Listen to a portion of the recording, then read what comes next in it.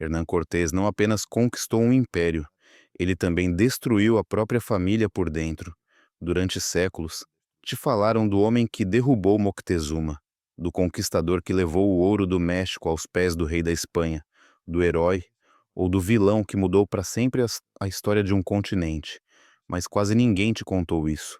O crime mais profundo de Hernán Cortés não foi político nem militar. Foi íntimo, foi familiar. E ele o cometeu contra os próprios filhos, porque enquanto erguia cidades sobre as ruínas de mundos indígenas e escrevia cartas cheias de glória ao imperador, Cortés fazia algo muito mais sombrio. Ele usava seus filhos como peças em um tabuleiro, onde só importavam o poder, a pureza de sangue e sua obsessão doentia em criar uma dinastia perfeita. Um desses filhos acabou trancado em um mosteiro, sozinho, tremendo de frio, odiando o homem que o enviou para lá. Outro, o favorito, foi preparado desde o berço para herdar um marquesado construído sobre sangue indígena. Uma filha morreu aos 16 anos após um parto interminável, usada como moeda de troca em um casamento que jamais escolheu. Outros desapareceram em conventos, hospitais, valas anônimas.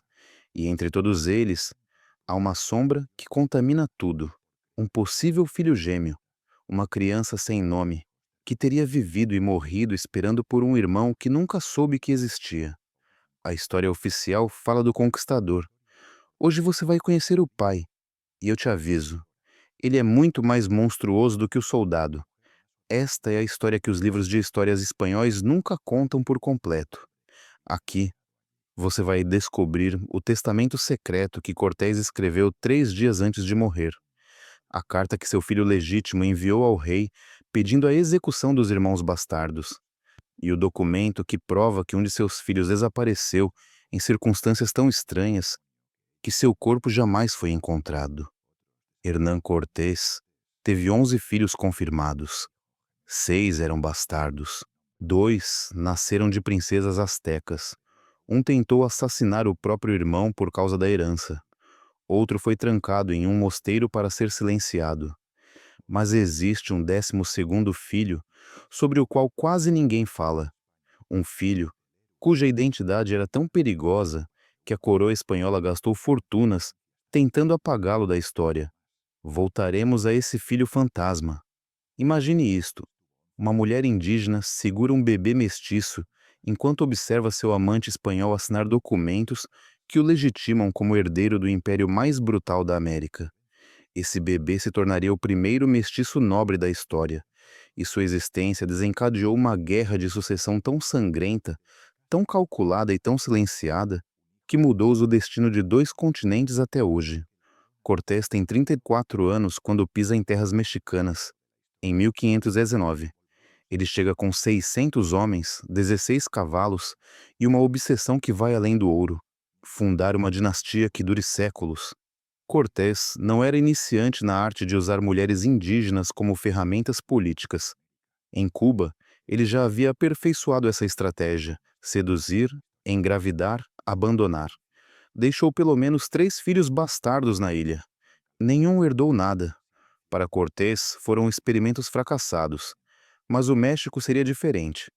3 semanas após chegar, Cortés recebe um presente dos caciques de Tabasco: 20 mulheres escravizadas, um gesto diplomático. Entre elas, uma se destaca: cerca de 20 anos, fala náhuatl e maia com fluência, filha de nobres caídos em desgraça. A própria mãe a vendeu como escrava depois de se casar novamente e ter um filho homem que precisava herdar sem concorrência. Seu nome original é Malinali Tenepal. Os espanhóis a batizam de Marina. A história a lembraria como La Malinche, a traidora, a mãe dos mestiços, a mulher mais odiada do México. Cortés olha para ela e vê algo que seus homens não veem. Ele não vê uma mulher, vê uma chave. Uma chave capaz de abrir todas as portas do Império Azteca. Na mesma semana, ele a transforma em sua tradutora. 3 dias depois, em sua amante. Não por amor, mas por pura estratégia. Porque Malinche não traduz apenas palavras, ela traduz culturas, estratégias militares, rivalidades ancestrais. Sem ela, Cortés jamais teria entendido que os tlaxcaltecas odiavam os mexicas mais do que temiam os espanhóis. Sem ela, jamais teria negociado as alianças que lhe deram 100.000 guerreiros indígenas para sitiar Tenochtitlan. E sem ela, jamais teria tido seu primeiro filho mestiço, o filho que mudaria tudo. 3 anos depois, em 1522, Malinche dá à luz em uma casa de pedra que antes pertencia a um nobre asteca executado por Cortés. O parto dura 18 horas. É brutal. Não há médicos espanhóis disponíveis, apenas parteiras indígenas, que Cortés mal tolera no quarto. É um menino. Cortés o observa quando o bebê tem apenas minutos de vida. Pele morena, olhos escuros, que já carregam a intensidade do pai espanhol, e vê algo que nenhum outro conquistador havia visto antes: o futuro do novo mundo encarnado em carne e sangue. Ele o chama de Martim, Martim Cortés. E esse primeiro, Martim, recebe um nome espanhol, cristão, um nome que apaga qualquer rastro da mãe indígena. Porque anos depois, Cortés teria outro filho com sua esposa espanhola, e também o chamaria de Martim.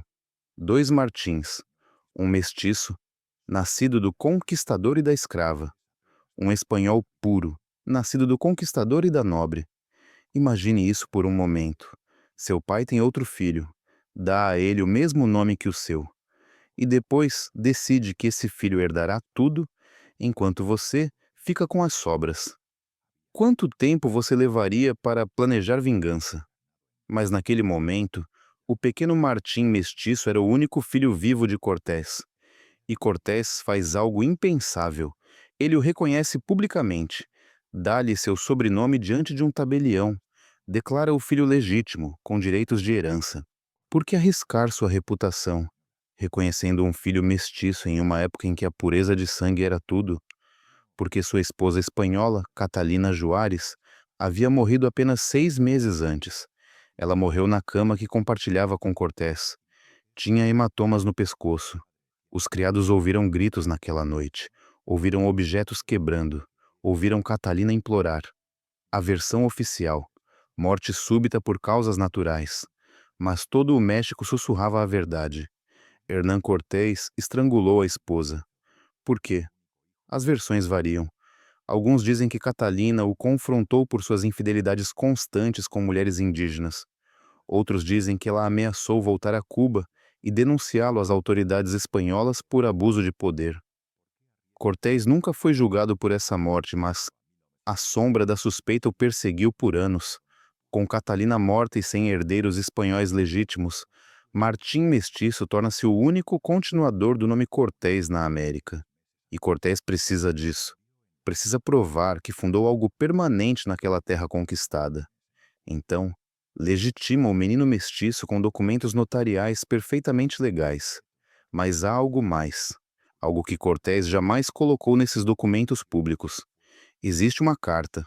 Uma carta escrita por Malinche 2 anos depois, em 1524. Ela ficou perdida por séculos. Foi descoberta em 1992 em um arquivo da Inquisição em Sevilha, escondida entre documentos sobre feitiçaria indígena. A carta está escrita em espanhol quebrado. Malinche aprendeu a escrever, mas sua gramática é imperfeita, cheia de construções do náhuatl traduzidas literalmente. E o que ela diz é devastador. Senhor Hernán, você me entrega a outro homem como se eu fosse uma égua de criação, depois de eu ter lhe dado um filho que carrega seu sangue e seu nome, depois de traduzir cada palavra que conquistou este império. Juan Jaramillo não me quer, eu não o quero, mas você ordena e eu obedeço, como sempre obedeci. Todas as noites Martim me pergunta: por que você não vive conosco? Porque outras crianças têm pais que as abraçam, e ele só tem mãe. O que devo dizer a ele? Que seu pai tem uma nova mulher espanhola, que eu não sirvo mais para nada além de parir, que fui útil para conquistar, mas não para permanecer ao seu lado. Cortés recebe a carta e a ignora completamente. Nem sequer responde.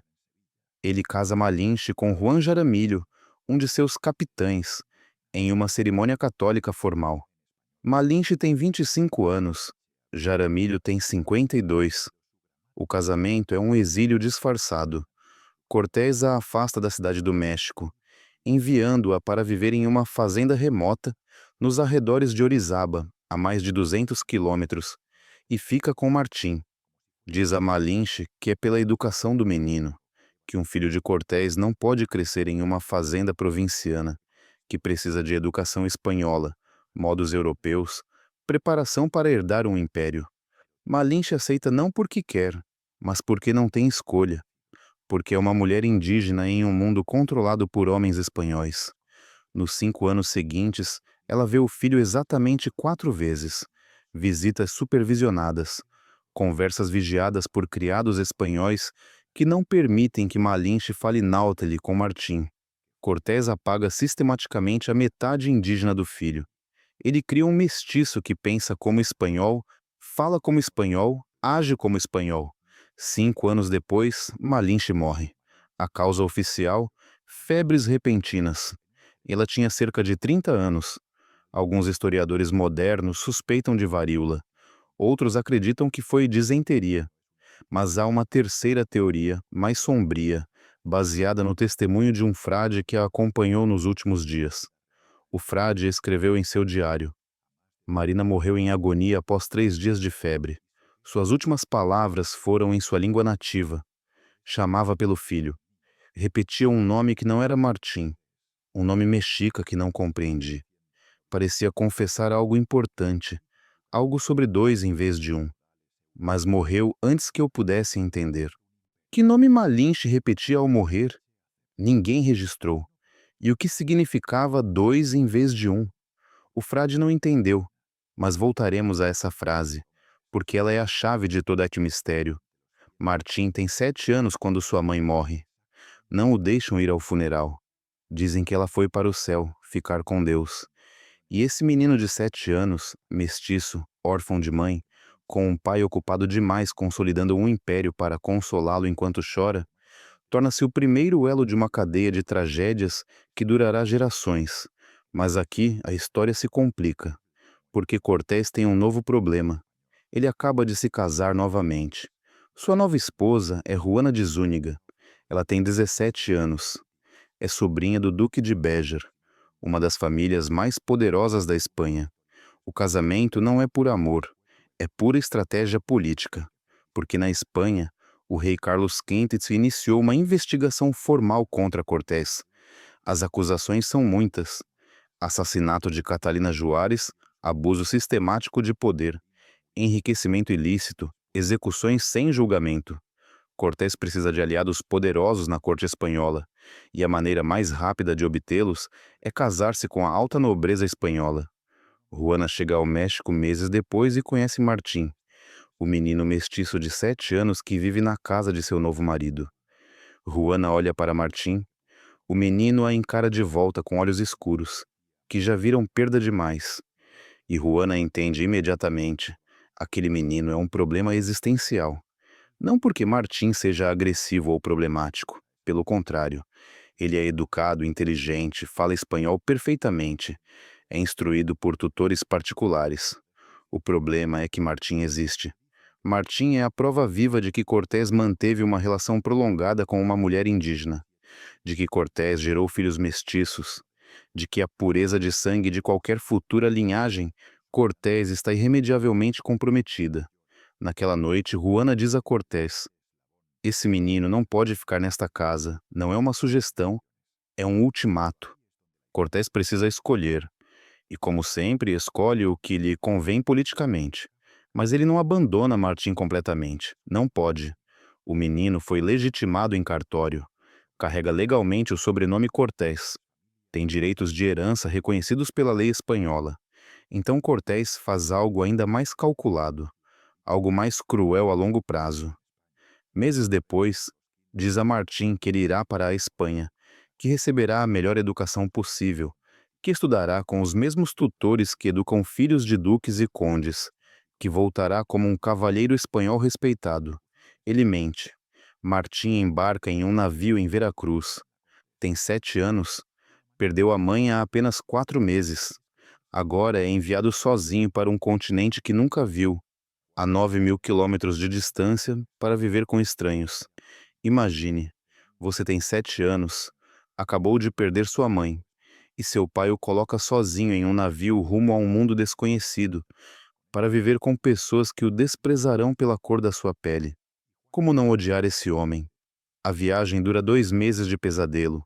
Martim vomita todos os dias de enjoo, dorme em uma rede úmida que nunca seca, come bolacha dura infestada de insetos, está cercado de marinheiros que o olham com desprezo porque ele é o filho da Índia. Chega a Sevilha debilitado, doente, aterrorizado, e é entregue a um mosteiro agostiniano nos arredores da cidade. O mosteiro chama-se San Leandro, um enorme edifício de pedra cinza cercado por oliveiras. É frio, sempre frio, e ali, naquele lugar sem calor humano e sem amor, cercado por monges que gritam quando ele erra, que batem em suas mãos com réguas, quando se distrai nas aulas de latim, Martim Mestiço aprende 3 coisas que marcarão o resto de sua vida. Primeiro, ele é filho de um homem poderoso que não o quer por perto. Segundo, ele é mestiço em um mundo que considera os mestiços cidadãos de segunda classe. Terceiro, ele tem irmãos, muitos irmãos, e todos querem a mesma coisa que ele, a herança de Cortés. E nas noites frias daquele mosteiro, enquanto outros meninos nobres dormem em quartos com brasas e cobertores grossos, Martim Mestiço treme sob um cobertor fino em um dormitório coletivo, onde o vento entra pelas janelas. Ele treme de frio, treme de solidão, treme de abandono, e esse frio da infância se transformará em ódio adulto que consumirá décadas de sua vida. Guarde essa imagem do menino tremendo, porque esse menino congelado se tornará o homem que destruirá seu irmão espanhol quase 4 décadas depois. Enquanto Martim Mestiço treme na Espanha aprendendo a odiar, Juana de Zúñiga dá à luz no México. É um menino. Cortés olha para o recém-nascido e sente algo que nunca sentiu por Martim Mestiço. Orgulho sem vergonha, alegria sem conflito, amor sem culpa. Esse menino não tem pele morena, não é prova de uma aventura com uma escrava indígena. É filho de um casamento legítimo, entre um espanhol e uma nobre espanhola. E Cortés o chama de Martim, de novo. O segundo Martim. Mesmo nome, outra mãe, outra cor de pele, destino completamente diferente. Esse Martim nasce na riqueza absoluta. Seu berço é feito de madeira entalhada trazida da Espanha. Seus cobertores são de seda importada. Seu quarto fica no palácio que Cortés construiu sobre as ruínas do palácio de Moctezuma. E desde o momento em que esse segundo Martim abre os olhos, Cortés o prepara para ser o principal herdeiro do marquesado do Vale de Oaxaca. Mas Cortés tem um problema matemático. 2 filhos com o mesmo nome. Um mestiço, legitimado anos antes, um espanhol, filho de casamento legítimo. Quem é o herdeiro principal segundo as leis? Pela lei espanhola, o filho mais velho tem prioridade automática, e o mais velho é o mestiço. Tecnicamente, legalmente, Martim Mestiço deveria herdar o título principal, mas Cortés não pode aceitar isso. Não pode permitir que um mestiço seja marquês do Vale de Oaxaca. Não pode deixar que seu legado seja perpetuado por um filho de sangue misto. Então começa a mover peças políticas com a mesma astúcia com que conquistou o Império Azteca. Passa a escrever cartas obsessivas ao rei Carlos V, pedindo permissão para nomear o filho espanhol mais novo como herdeiro principal, em vez do filho mestiço mais velho. O rei não responde por anos. E nesse silêncio frustrante, enquanto espera, Cortés continua fazendo o que sabe fazer melhor: produzir mais filhos. Nos anos seguintes, Cortés tem filhos com pelo menos 4 mulheres diferentes, além de Juana de Zúñiga. Luís Cortés, outro filho mestiço, nasce de uma mulher tlaxcalteca. Cortés o reconhece, mas nunca o legitima plenamente, e o trata exatamente como tratou Martim Mestiço. Envia-o à Espanha aos 5 anos, coloca-o no mesmo mosteiro, afasta-o para sempre do México e de sua mãe. Luís chega anos depois ao mosteiro de San Leandro e encontra ali seu irmão mais velho, Martim Mestiço. Os 2 irmãos mestiços se conhecem naquele mosteiro frio. Martim tem 13 anos, Luís 5. Segundo um frade, Martim protegeu o menino como se fosse seu próprio filho. Os dois falavam em sua língua nativa, quando achavam que ninguém os escutava. Martim, mesmo após anos na Espanha, ainda se lembra da língua da mãe, ainda se agarra a essa parte de sua identidade que Cortés tentou apagar.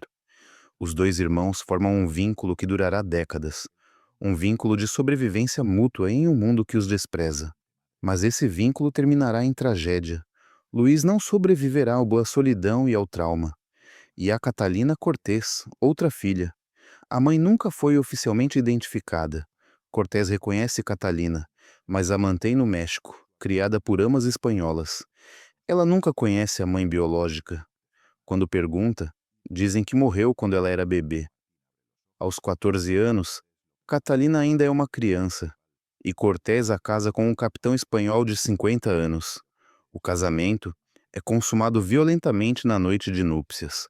Uma criada testemunhou anos depois. Dona Catalina chorava todas as noites. Tinha alginematomas, pediu-me ervas para não engravidar. Disse-me que o marido a machucava. Catalina tentou abortar usando ervas de curandeiras indígenas. Não funcionou. E durante o parto, que durou 31 horas, tanto Catalina quanto o bebê morreram. Ela tinha 16 anos. Cortés foi informado enquanto estava na Espanha, em uma reunião do Conselho das Índias. Segundo testemunhas, recebeu a notícia com o rosto impassível. Não interrompeu a reunião e 2 dias depois assinou documentos transferindo todas as propriedades de Catalina para Martim Espanhol, como se a filha nunca tivesse existido. Leonor Cortés, possivelmente filha de uma princesa asteca, aparece em documentos até 1540 e depois evapora da história. Não há certidão de óbito, nem registro de casamento, nada. Décadas depois, uma pesquisadora encontrou uma carta de um convento em Puebla. Irmã Leonor de la Cruz faleceu após 21 anos neste convento. Nunca fez votos perpétuos devido à sua origem questionável.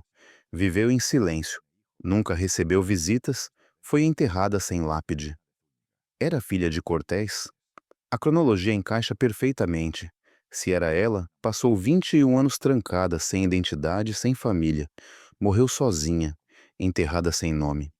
Enquanto esses filhos mestiços são apagados, esquecidos, destruídos, os 4 filhos legítimos que Cortés teve com Juana de Zúñiga crescem no México cercados de luxo absoluto. Educação com tutores privados, roupas importadas, refeições em louça de prata. A diferença não é acidental, é estratégia deliberada. Cortés cria 2 classes de filhos: os espanhóis, que herdarão o poder, e os mestiços, que serão controlados e eventualmente descartados. E então há Amadorzinho, o filho fantasma definitivo. Ele aparece mencionado exatamente uma vez em uma carta de Cortés. Enviem também roupas adequadas para meu filho pequeno Amador. Depois disso, nada, como se tivesse deixado de existir. Anos depois, um pesquisador encontrou um registro de batismo. Amador, filho de pai espanhol não identificado e mãe indígena não identificada, batizado por Frei Bartolomé de Olmedo, o mesmo confessor de Cortés. O registro traz uma anotação: criança transferida para a cidade do México por ordem de HC. Depois, silêncio absoluto. O padrão é claro. Cortés teve mais filhos do que reconheceu, e alguns foram ativamente apagados da história. Anos depois, o rei Carlos V assina uma cédula real que muda tudo. Ordenança sobre a descendência dos conquistadores nas Índias. Apenas filhos de sangue espanhol puro podem herdar títulos nobiliárquicos no Novo Mundo. Isso significa que Martim Mestiço não pode herdar o marquesado, tecnicamente, mas a cédula inclui uma exceção. Filhos mestiços legitimados antes dessa data podem manter direitos secundários se o rei aprovar. E Martim Mestiço foi legitimado anos antes. Quando Cortés recebe a cédula, ele sorri, porque entende que acabou de vencer. A cédula lhe dá a desculpa legal perfeita para nomear Martim Espanhol como herdeiro principal, relegando Martim Mestiço a direitos secundários. São necessários 5 anos de pressão política, subornos e favores acumulados. Mas finalmente o rei assina. Dom Martim Cortés, filho legítimo, será herdeiro do título de marquês. Dom Martim Cortés, filho natural, receberá propriedades secundárias e rendas anuais. É oficial. Legal. Irrevogável. Martim espanhol herdará o império. Martim mestiço herdará as sobras. Quando Martim mestiço recebe a notícia, tem 18 anos, viveu 11 anos na Espanha, estudando obsessivamente, comportando-se de maneira perfeita, e descobre que nada disso importou. A única coisa que importou foi a cor de sua pele. Pense nisso. 11 anos da sua vida tentando provar que você é digno. 11 anos sendo o melhor aluno, o mais obediente, o mais espanhol possível. Para quê? Para ouvir que você nunca foi suficiente e nunca será. Nesse dia, Martim Mestiço toma uma decisão que mudará sua vida. Se não pode herdar o império por direito, vai herdá-lo por vingança, por paciência, esperando décadas, se for preciso, até ter a oportunidade perfeita de destruir seu irmão espanhol. E essa oportunidade virá. Vai demorar quase 3 décadas, mas virá. Antes dessa vingança, é preciso entender algo crucial. Por que Martim Mestiço passou o resto da vida buscando obsessivamente em arquivos de mosteiros espanhóis? Porque existe a possibilidade real de que Malinche não tenha tido apenas um filho com Cortés. Existe a possibilidade de que ela tenha tido dois. Voltemos a um ano antes da morte de Malinche. Ela está gravemente doente em sua fazenda. Febres altíssimas, delírios, vômitos com sangue. Está morrendo. E Malinche, acreditando que vai morrer, pede confissão urgente. O frade que chega é Bartolomé de Olmedo. E nessa confissão, segundo o diário pessoal de Olmedo, Malinche diz algo extraordinário. Marina confessou algo que me perturba. Delirava de febre, falando às vezes em espanhol, às vezes em sua língua nativa. Diz que quando deu à luz o menino Martim, não foi apenas um bebê. Foram 2 gêmeos, mas lhe disseram que um nasceu morto. Ela insiste que ouviu 2 bebês chorarem naquela noite, 2 choros distintos, mas quando despertou lhe entregaram apenas um bebê. Nunca viu o corpo do segundo. Nunca houve funeral. E há anos suspeita que Dom Hernán levou o segundo menino. Uma mãe sabe quantos filhos deu à luz. Eu pari 2, e só me deixaram ficar com um. Durante séculos, historiadores ignoraram esse trecho, atribuindo-o ao delírio causado pela febre. Até poucos anos atrás, uma equipe de geneticistas comparou o DNA de descendentes de diferentes linhagens dos filhos de Cortés e encontrou algo inexplicável, marcadores genéticos na linhagem de Martim Mestiço que não aparecem em nenhuma outra, marcadores que sugerem a existência de um irmão próximo não documentado. 5 séculos depois, a ciência entra onde a história quis silenciar e descobre algo que não deveria estar ali: a marca de um irmão não registrado em lugar algum, como se o corpo gritasse um segredo que os documentos tentaram enterrar. Então, os pesquisadores começaram a procurar. O que aconteceu com o segundo gêmeo? Existe um registro de entrada no mosteiro de San Leandro, datado de meses após a chegada de Martim Mestiço. Criança indígena, idade estimada de 8 anos, sem nome registrado, entregue por ordem de um cavaleiro espanhol não identificado, que pagou generosamente por sua manutenção. A criança não fala espanhol, apenas sua língua nativa. Sem nome, sem pai identificado, sem sobrenome. Uma criança sem identidade. E a idade coincide perfeitamente. Se nasceu junto com Martim, teria exatamente 8 anos. Por que Cortés enviaria 2 crianças mestiças ao mesmo mosteiro, com meses de diferença, mas reconheceria apenas uma? Porque Martim Mestiço era um problema controlável, legitimado, documentado com nome e direitos. Mas o segundo menino, se existiu, nunca foi legitimado, nunca recebeu sobrenome. Era um fantasma legal. Cortés o escondeu para que jamais pudesse reivindicar herança. Um filho mestiço legitimado era um problema administrável. 2 seriam exponencialmente mais complicados. O registro menciona a criança indígena por alguns anos e depois desaparece. Não há registro de votos, de morte, de nada. Simplesmente some, como Leonor, como Amadorzinho, apagado sistematicamente. Anos depois, Cortés retorna à Espanha. Tem 55 anos. Seu corpo está destruído por décadas de guerra. Sabe que lhe resta pouco tempo. Reúne seus filhos. Martim Mestiço, 18 anos. Luís Mestiço, 10. Martim Espanhol 10. É a primeira vez que os dois Martins se veem frente a frente. Martim Mestiço vê um menino de pele clara, bem vestido, que o observa com curiosidade. Martim Espanhol vê um jovem de pele morena, com olhos que carregam solidão demais. Eles não se abraçam. Cortés tenta apresentá-los. Martim, este é seu irmão.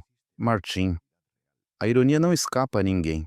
Naquela noite, Cortés começa a escrever seu testamento. Levará 7 anos para concluí-lo. Em uma versão intermediária, Cortés escreve algo extraordinário. Reconheço ter tido descendência não documentada, que por razões de proteção, não foi publicamente reconhecida. A esses descendentes, se puderem provar sangue Cortés, será atribuída uma pensão anual. Cortés admite ter filhos secretos. Essa cláusula não aparece na versão final do testamento, foi removida. Mas o fato de tê-la escrito confirma. Hernán Cortés teve mais de 11 filhos, e alguns nunca foram encontrados. 7 anos depois, Cortés está morrendo. Tem 62 anos. É dezembro de 1547. Em um momento de lucidez, pede para ver Martim Mestiço. Martim chega.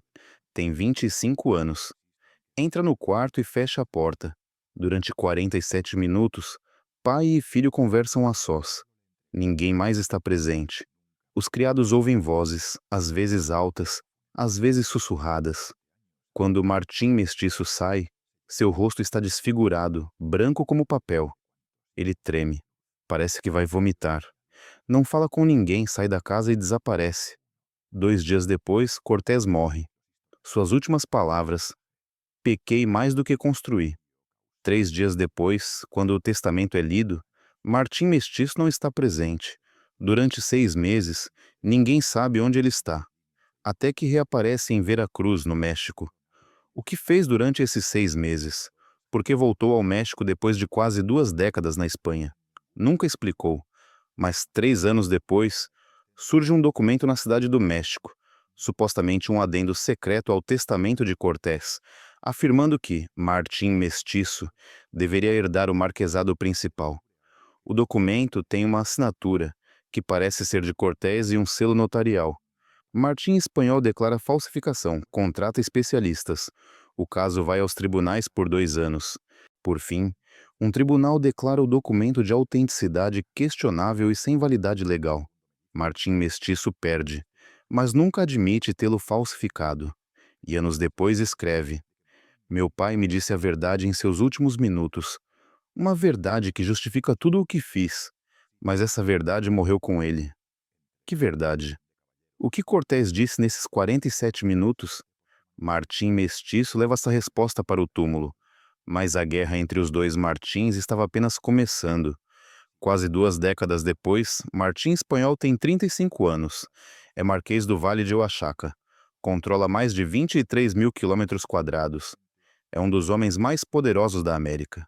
Mas a coroa espanhola não confia nos filhos dos conquistadores, porque acredita que eles se sentem no direito de governar independentemente da Espanha. O vice-rei começa a receber relatórios.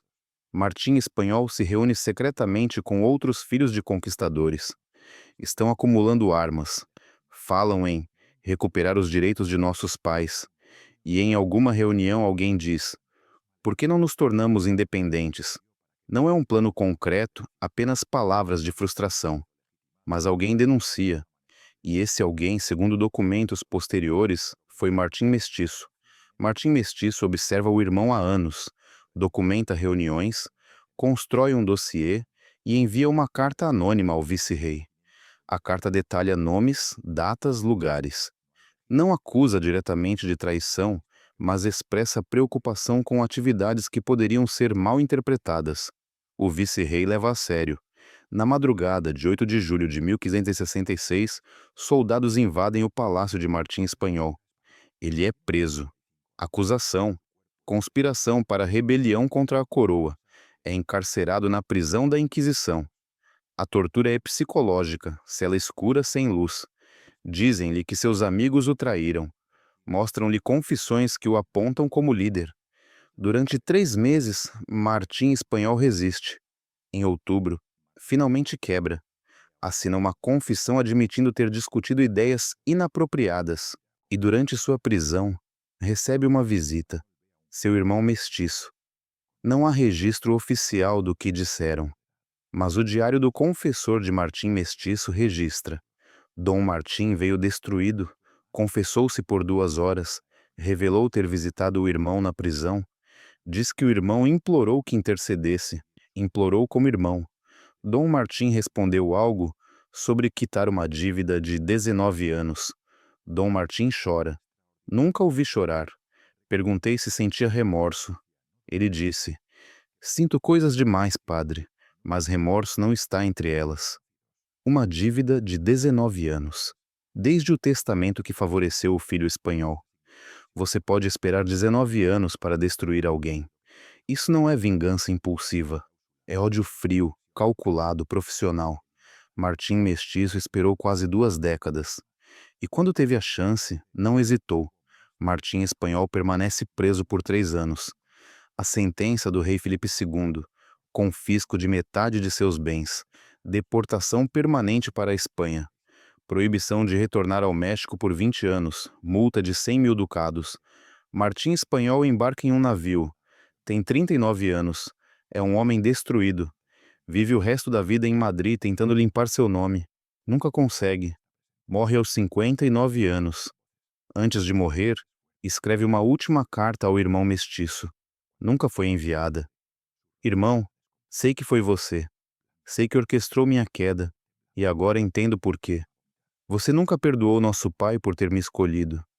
Mas o que você não sabe é que, nesses 47 minutos antes de morrer, nosso pai me confessou algo sobre você. Algo sobre sua mãe. Algo que, se fosse conhecido, destruiria toda a sua identidade. Eu poderia ter contado. Poderia ter usado isso para te arruinar, como você me arruinou. Mas não farei isso, porque ao contrário de você, eu não sou um monstro. Morro guardando esse segredo. E você viverá com a ignorância de nunca saber qual verdade sobre você morreu comigo. Que segredo? Martim Espanhol morre sem revelá-lo. E quando Martim Mestiço finalmente lê essa carta, intensifica algo que já fazia há anos: buscar obsessivamente em arquivos de mosteiros espanhóis. Martim Mestiço tem 58 anos. Sobreviveu ao pai, ao irmão espanhol, a quase todos os irmãos. Mas não encontra paz. Escreve cartas, dezenas, centenas, a mosteiros na Espanha, todas com a mesma pergunta: há registros de crianças indígenas entregues por Hernán Cortés? Ele contrata investigadores, envia o sobrinho à Espanha, gasta fortunas e doa 10 mil ducados ao mosteiro de San Leandro, cerca de 30% de toda a sua fortuna. A condição: que o mosteiro aceite educar perpetuamente crianças mestiças, sem sobrenome e sem família, sem distinção de origem racial. Os amigos perguntam: por quê? Ele responde: estou pagando uma dívida que meu pai nunca pagou. Em uma carta, seu confessor escreve: procurei durante 40 anos alguém que talvez nunca tenha existido, ou que existiu e foi apagado de forma tão completa que nem Deus poderia encontrá-lo. Mas devo continuar procurando, porque se essa pessoa existiu, se minha mãe deu à luz 2 filhos, então não fui o único abandonado. E talvez, ao encontrá-lo, eu encontre paz. É a confissão mais direta do que ele busca. Um irmão, um gêmeo. Ele nunca o encontra. Martim Mestiço morre aos 73 anos, sem esposa, sem filhos. Em seu testamento: todos os meus bens serão divididos, metade para o mosteiro de San Leandro, para continuar educando crianças mestiças sem família. A outra metade para um fundo dedicado à busca de descendentes não reconhecidos de Hernán Cortés, que possam estar em necessidade ou anonimato. É sua última busca, uma busca que continua mesmo após sua morte. Enquanto os 2 Martins travavam sua guerra, os outros filhos viveram e morreram em silêncio. Luís Cortés, o mestiço, desenvolveu o que os médicos chamavam de melancolia severa com episódios de fúria. Os registros descrevem ataques em que gritava em língua selvagem, chamando pela mãe. Foi internado em um hospital psiquiátrico. Morreu aos 30 anos. Provavelmente suicídio. Morreu completamente sozinho, louco, gritando por uma mãe que não via desde os 5 anos. Os filhos legítimos espanhóis. Maria casou-se com um nobre. Viveu na Extremadura. Morreu aos 60 anos sem jamais voltar ao México. Em suas cartas, nunca menciona o pai. Luís herdou propriedades menores. A linhagem extinguiu-se em 2 gerações. Catalina entrou para um convento aos 19 anos. Morreu aos 70. Em 40 anos não recebeu uma única visita da família. Juana casou-se com um duque, mas exigiu explicitamente que nunca mencionassem que era filha de Cortés. Queria apagá-lo de sua história. Hoje, quase 500 anos depois, existem cerca de 200 pessoas que podem provar descendência direta de Cortés. Mas há um dado que Cortés jamais imaginaria. 70% vem de linhagens mestiças. Apenas 30% descendem de linhagens espanholas puras. Por quê? Os filhos espanhóis viveram na Europa, casaram-se tarde, tiveram poucos filhos. Várias linhagens extinguiram-se rapidamente. Os filhos mestiços permaneceram no México, casaram-se com famílias locais, tiveram muitos filhos. E hoje a maioria dos descendentes de Cortés tem sangue predominantemente indígena. A ironia é perfeita. Cortés passou a vida tentando estabelecer uma dinastia espanhola pura. Escondeu e apagou seus filhos mestiços. E 500 anos depois são exatamente esses filhos mestiços que ele tentou ocultar que perpetuaram seu sobrenome. A herança que a Espanha quis apagar é a única que sobreviveu. Cortés conquistou um império, acumulou riquezas, fundou cidades, mudou a história, mas não conseguiu conquistar algo mais simples: o amor dos próprios filhos. Criou 11 filhos confirmados e possivelmente vários outros secretos, mas morreu sozinho, amargo, com filhos que o odiavam ou o ignoravam. E após sua morte, seus filhos destruíram uns aos outros por décadas. O filho mestiço que buscou vingança por 19 anos conseguiu destruir o irmão espanhol, mas terminou sozinho, sem família, sem paz, buscando obsessivamente um irmão fantasma. Mas há algo mais que você precisa saber sobre essa busca obsessiva de Martim Mestiço, algo que ele descobriu em seus últimos anos e que o destruiu mais completamente do que qualquer vingança. Em 1589, quando Martim Mestiço tem 67 anos, recebe uma carta de um arquivista do convento de Santa Clara, em Puebla, no México. A carta é breve, mas devastadora. Dom Martim, em resposta à sua busca por registros sobre mulheres indígenas ligadas ao seu pai, encontramos um documento que pode ser de seu interesse. Uma mulher chamada Malinali ingressou neste convento em 1527. Morreu aqui em 1529. Está enterrada em nosso cemitério sem lápide. Martim lê a carta. E algo não bate. Sua mãe morreu em 1529, isso ele sabe. Mas sua mãe estava casada com Juan Jaramillo, vivendo em uma fazenda em Orizaba quando morreu. Como poderia ter morrido em um convento em Puebla? A menos que a mulher que morreu na fazenda não fosse Malinche. Martim contrata investigadores imediatamente, dá instruções específicas. Encontra em todos os registros de óbito de mulheres chamadas Marina ou Malinali, entre 1527 e 1530. Todos. O que encontram é inquietante. Existem 3 certidões de óbito diferentes para Marina, mulher indígena. Uma datada de 1528 em Veracruz, Marina, idade desconhecida, falecida de varíola. Outra datada de 1529 em Orizaba. Dona Marina, esposa de Juan Jaramillo, falecida de febres. E a terceira, também de 1529 em Puebla. Malinali, índia convertida, falecida no convento. 3 mortes, 3 lugares, datas que se sobrepõem. Como a mesma mulher pode morrer 3 vezes? Martim Mestiço passa os 2 anos seguintes perseguindo uma teoria que o consome. E se sua mãe nunca morreu em 1529? E se Cortés forjou sua morte para escondê-la? Há mais. A Marina que morreu na fazenda de Orizaba foi enterrada imediatamente, sem que ninguém visse o corpo, sem funeral público, sem testemunhas além de 2 criados que trabalhavam diretamente para Cortés. E esses 2 criados desaparecem dos registros históricos logo depois, como se nunca tivessem existido. Martim viaja pessoalmente a Puebla.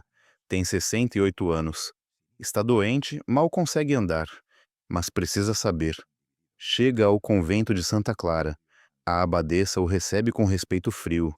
Os cortejos são poderosos, até os mestiços. Quero ver os registros de 1527 a 1530. Todas as mulheres que entraram, todas as que morreram. A abadesa hesita. Alguns registros são delicados. Quero ver todos. Trazem-lhe 3 livros empoeirados. Martim os examina por horas até encontrar uma entrada que lhe congela o sangue. Ano de 1527. Entra a irmã sem nome. Mulher indígena de aproximadamente 25 anos. Não faz votos. Vive em cela de isolamento por ordem do benfeitor que paga sua manutenção. O benfeitor especifica: nenhuma visita, nenhuma correspondência, nenhum contato com o exterior. A mulher fala pouco espanhol, parece estar em luto profundo. Os médicos dizem que perdeu um filho recentemente. Perdeu um filho. Não filhos, um filho. Martim continua lendo. Ano de 1528. A mulher sem nome tentou fugir 3 vezes. Foi contida. Grita à noite. Chama por um menino chamado Martim. As outras irmãs têm medo dela. Ela chama Martim. Seu nome.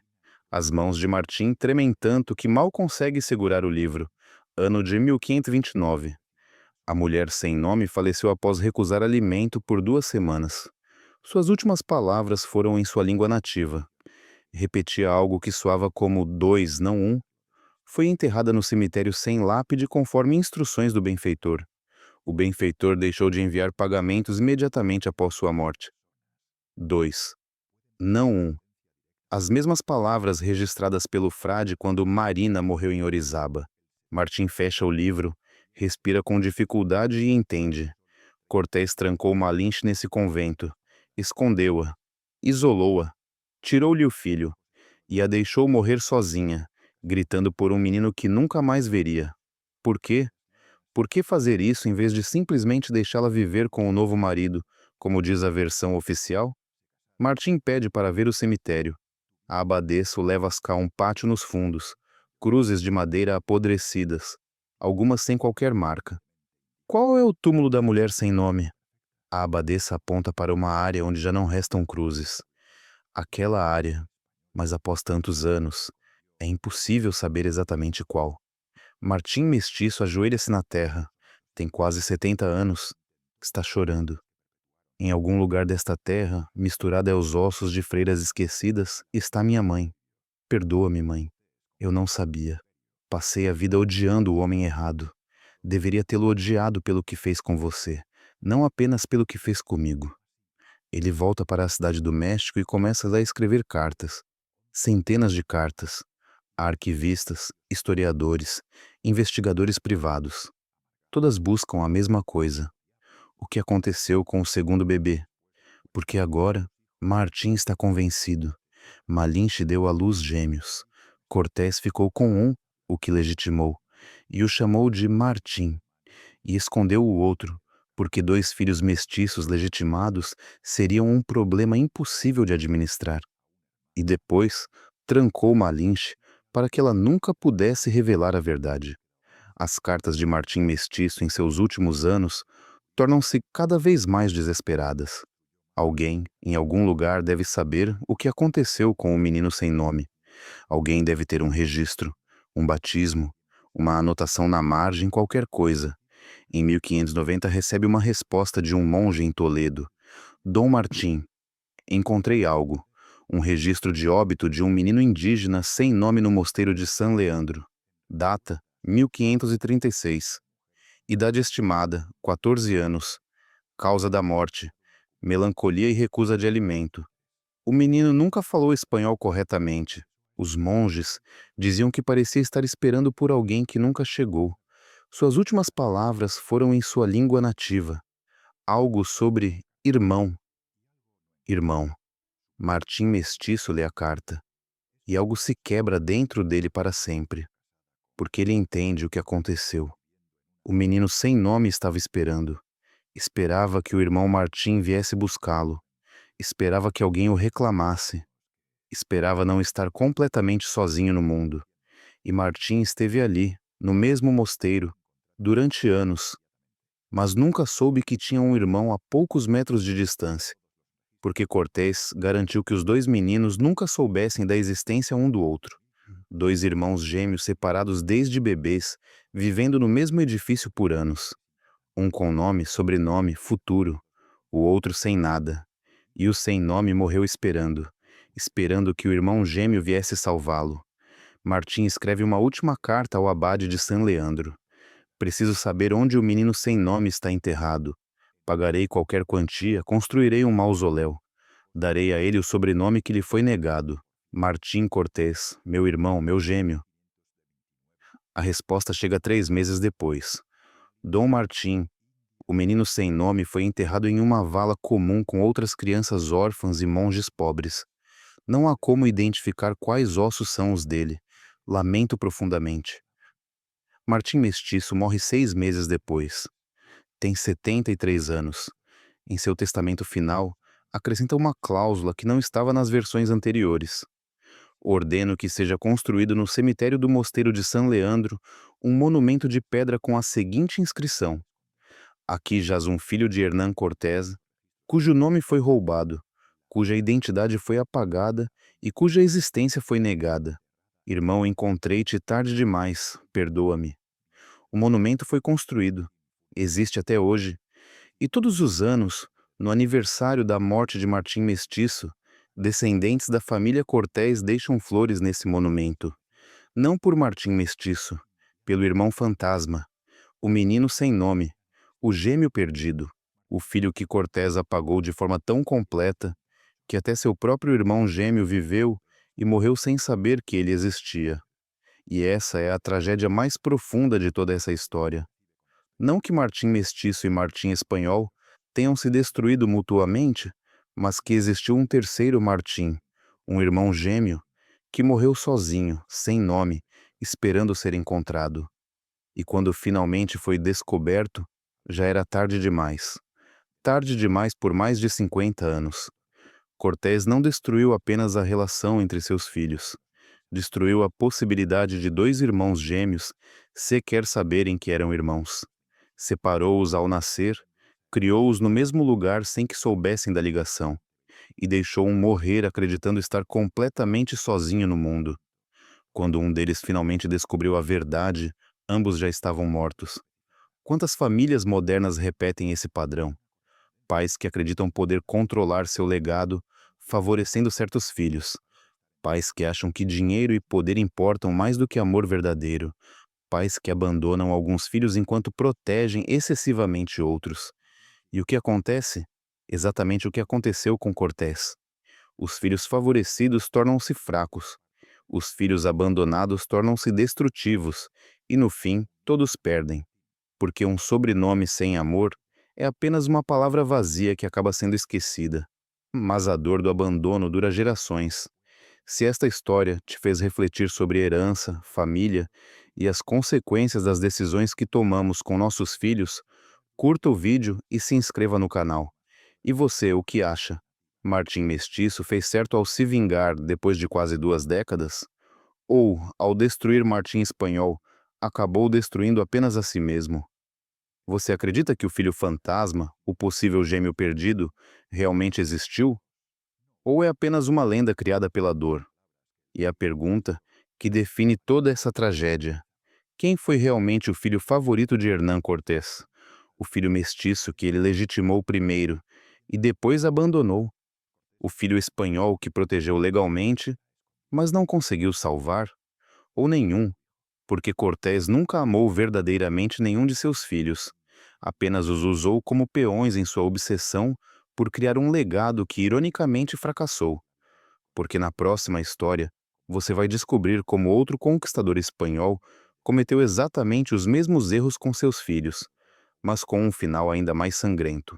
Um final em que os filhos não apenas se destruíram legal e politicamente, eles se assassinaram